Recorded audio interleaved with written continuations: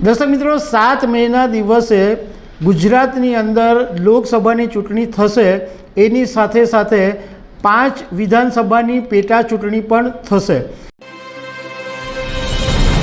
નમસ્કાર દર્શક મિત્રો, ભારતના ચૂંટણી પંચે આજે લોકસભાની ચૂંટણીની તારીખોની જાહેર કરી અને 7 મેના દિવસે ત્રીજા તબક્કામાં ગુજરાતની અંદર ચૂંટણી થવાની છે। સાથે સાથે ચૂંટણી પંચે ગુજરાતની અંદર 5 વિધાનસભા બેઠકો પર પેટા ચૂંટણીની પણ જાહેરાત કરી છે અને આ પેટા ચૂંટણી પણ 7 મેના દિવસે જ થશે। તો આ જે 5 વિધાનસભા બેઠકો કઈ છે કે જ્યાં પેટા ચૂંટણી થવાની છે એના વિશે તમારી સાથે વાત કરીશું। મારું નામ રાજેશ શાહ છે અને તમે જોઈ રહ્યા છો ખબર છે.com।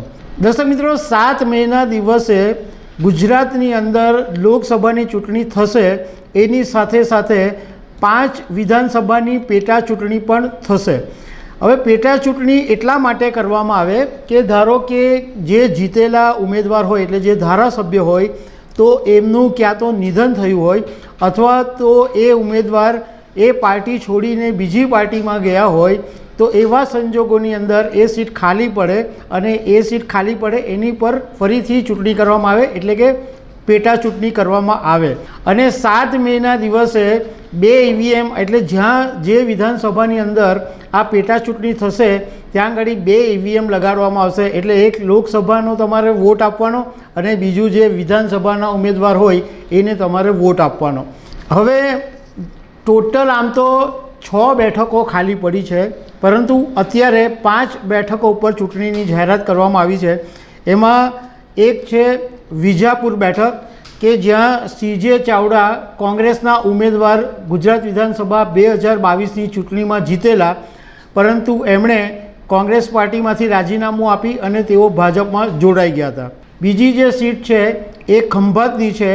ખંભાતમાં પણ ચિરાગ પટેલ કોંગ્રેસના ઉમેદવાર તરીકે જીત્યા હતા અને એમણે કોંગ્રેસ પાર્ટીમાંથી રાજીનામું આપી દીધેલું અને પછી ભાજપમાં જોડાઈ ગયેલા। સૌથી પહેલી વિકેટ પડેલી વાઘોડિયાની, જ્યાં આગળ ધર્મેન્દ્ર વાઘેલા અપક્ષ ઉમેદવાર તરીકે જીતેલા અને એ પછી તેઓ ભાજપમાં જોડાઈ ગયા। આ વાઘોડિયાની બેઠક ઉપર ઇન્ટરેસ્ટિંગ બાબત એ હતી કે ભાજપના જે એકદમ દબંગ ઉમેદવાર કહેવાતા હતા મધુ શ્રીવાસ્તવ, તો એમની તે વખતે ટિકિટ કાપી નાખેલી અને મધુ શ્રીવાસ્તવે પછી અપક્ષ તરીકે ચૂંટણી લડેલી પણ તેઓ એ ચૂંટણી હારી ગયા હતા। માણાવદરની બેઠક ઉપરથી અરવિંદ લાડાણી ગુજરાત વિધાનસભા 2022ની ચૂંટણીમાં જીતેલા કોંગ્રેસની ટિકિટ ઉપરથી, પણ એમણે પણ રાજીનામું આપી દીધેલું અને તેઓ ભાજપમાં જોડાઈ ગયા। અને પોરબંદરની બેઠક ઉપરથી કોંગ્રેસના ઉમેદવાર અર્જુન મોઢવડિયા ચૂંટણી જીતેલા અને એમણે પણ રાજીનામું આપી દીધેલું અને ભાજપમાં જોડાયા હતા।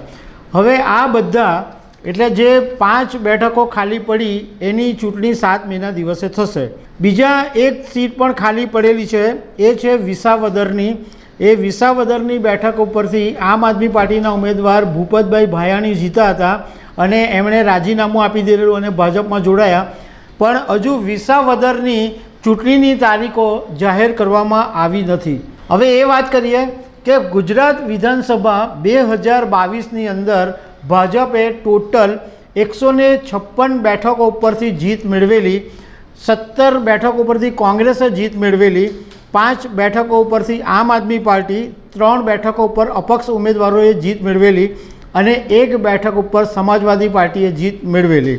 હવે થયું એવું કે કોંગ્રેસના જે 17 ધારાસભ્યો હતા એમાંથી 4 ધારાસભ્યોએ રાજીનામા આપી દીધા, એટલે કોંગ્રેસના થઈ ગયા 13 અને બીજી બાજુ ભાજપની પાસે કોંગ્રેસના 4, અપક્ષ 1 અને 1 આમ આદમી પાર્ટી, એટલે ટોટલ ભાજપની પાસે ઉમેદવારો એટલે સીટ થઈ ગઈ 162। હવે પોરબંદરમાં અર્જુન મોઢવડિયા એટલે જ્યારે ગુજરાત વિધાનસભા 2022ની ચૂંટણી થયેલી ત્યારે પોરબંદરમાં અર્જુન મોઢવડિયા 8181 મતથી જીતેલા અને ભાજપના ઉમેદવાર બાબુ બોખરિયા હતા એ હારી ગયેલા। વિજાપુરની ચૂંટણીમાં કોંગ્રેસના ઉમેદવાર CJ ચાવડા 7053 મતથી જીતેલા અને ભાજપના ઉમેદવાર રમણ ચાવડા હતા એ હારી ગયા હતા। ખંભાતમાં ચિરાગ પટેલ 3711 મતથી જીતેલા અને ભાજપના જે ઉમેદવાર હતા મહેશ રાવલ એ હારી ગયા હતા. માણાવદરમાં અરવિંદ લાડાણી 3453 મતથી જીતેલા અને ભાજપના જવાહર ચાવડા હારી ગયા હતા. વાઘોડિયાની બેઠક ઉપર અપક્ષ ઉમેદવાર ધર્મેન્દ્ર વાઘેલા 14006 વોટથી જીતેલા અને ભાજપના ઉમેદવાર અશ્વિન પટેલ એમની સામે હારી ગયા હતા. તો દર્શક મિત્રો, આવી અનેક વાતો સાથે અમે તમને મળતા રહીશું. Thank you very much.